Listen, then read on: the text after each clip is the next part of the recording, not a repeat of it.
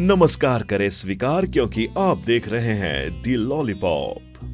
दोस्तों, बार बार सवाल उठते रहे हैं कि क्या वाकई इस ब्रह्मांड में ईश्वर का स्वरूप मौजूद है? क्या वाकई एक ऐसी ताकत है जो इंसानी जीवन के हर क्षेत्र में दखल रखती है, जिसे आम भाषा में ईश्वर कहा जाता है? क्या सच में उसका कोई वजूद है? ये सवाल ही हैं जो साइंस और भगवान के बीच बड़ी खाई खड़ी करते हैं। असल में साइंस और भगवान के रहस्य को सुलझना बहुत मुश्किल है। ये आसान नहीं है जिसे यूं झट से समझ लिया जाए। जी हाँ, आप सही समझ रहे हैं। ईश्वर के अस्तित्व पर बड़े पर्दे को उठाने के लिए किए गए अत्यधिक प्रयासों के बाद अब ये प्रमाणित हो गया है कि धरती पर ईश्वर का वजूद है। आजकल हम वैज्ञानिक दृष्टिकोण से भरी बातें करने लगे हैं। कभी विज्ञान कहता है कि वही सब कुछ है, तो कभी वो भगवान के सामने हार मान जाता है। भगवान के होने न होने का सबूत ब्रह्मांड की उत्पत्ति से जुड़े हुए हैं। वैज्ञानिकों का मानना है कि महाविस्फोट के जरिए सृष्टि की उत्पत्ति हुई है, जबकि ईश्वर की मर्जी के बिना इन चीजों का निर्माण संभव ही नहीं है। क्योंकि वैज्ञानिक आज तक बिग बैंग यानी महाविस्फोट के होने का कारण नहीं खोज सके हैं, इसलिए इसे भगवान का चमत्कार माना जाता है। भगवान के होने का दूसरा प्रमाण प्रकृति को देखकर भी लगता है, क्योंकि दुनिया में कई तरह के जीव जंतु मौजूद हैं। इनमें इंसान भी शामिल है। इन सब की उत्पत्ति अचानक धरती पर कैसे हुई, इस बात का पता आज तक वैज्ञानिक नहीं लगा पाए हैं, इसलिए इसे ईश्वर की रचना मानी जाती है। दोस्तों, भगवान इस सृष्टि के कण कण में विद्यमान है, परंतु कई लोग ये तर्क देने लगते हैं कि भगवान इस सृष्टि के कण कण में है, तो वे दिखाई क्यों नहीं देते?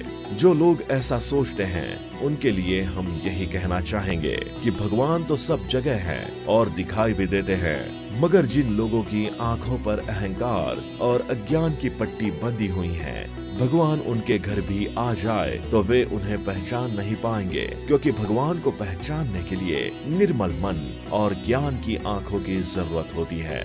भगवत गीता में भगवान श्री कृष्ण ने कहा भी है कि मेरे स्वरूप को साधारण आंखों से नहीं देखा जा सकता, उसे देखने के लिए दिव्य दृष्टि की जरूरत होती है।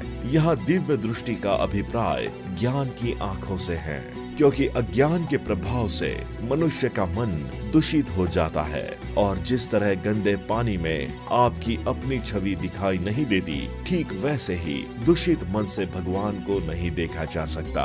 अगर आपका दिल और पवित्र और निर्मल है, तो आपको मस्जिद मंदिर जाने की कोई जरूरत नहीं है, क्योंकि भगवान तो आपके दिल में रहते हैं। मंदिर और मस्जिद तो इंसानों ने बनाया है, परंतु आपका दिल तो खुद भगवान ने बनाया है, खुद अपने रहने के लिए। यही भगवान का अस्तित्व नहीं होता तो इस दुनिया में सुख या दुख का कोई अनुभव नहीं होता।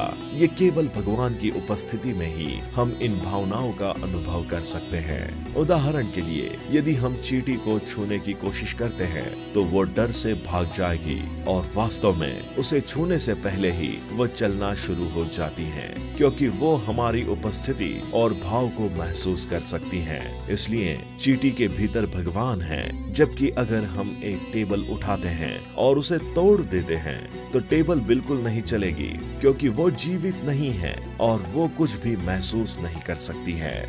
इसलिए टेबल के भीतर कोई भगवान नहीं है। जहाँ भी हम विकास और भावनाओं को देखते हैं, हम जान सकते हैं कि भीतर भगवान है। विकास और भावनाओं की उपस्थिति भगवान की उपस्थिति का सबसे सरल और आसान प्रमाण है। निर्जीव वस्तुओं में कोई भगवान नहीं है, और इसलिए वे विकसित नहीं होते हैं, नहीं महसूस करते हैं। इंसान और ईश्वर का रिश्ता। क्या इंसान और भगवान का रिश्ता बस लेने देने तक का ही है कि हम उसकी भक्ति साधना करेंगे और वो हमारी रक्षा करेगा, हमें आशीर्वाद देगा, बिगड़े काम बनाएगा? क्या ये सच्चाई सच्चे ईश्वर की है, या ये विचार धारणा हमारे समाज की है, जिसने सच्चे ईश्वर की परिभाषा अपने लिए पहले से बना कर रखी है? जरा सोचिए इस बात को। यदि सच्चा ईश्वर भला है और हमसे प्यार करते हैं, तो कैसे वो हम पर क्रोध कर सकते हैं? यदि ईश्वर हमसे प्रेम करते हैं, तो वो कैसे हमें दंड दे सकते हैं? क्या उनका मनुष्य के ऊपर क्रोध करना और दंड देना उन्हें सच्चा ईश्वर बनाता है या फिर उस सच्चे ईश्वर से अभी तक हमारा आमना सामना हुआ ही नहीं, क्योंकि हमने सच्चे ईश्वर को कभी सुनने की कोशिश ही नहीं की। उम्मीद करता हूँ आपको हमारी वीडियो बहुत ही अच्छी लगी होगी। दोस्तों, आज के इस वीडियो में बस इतना ही।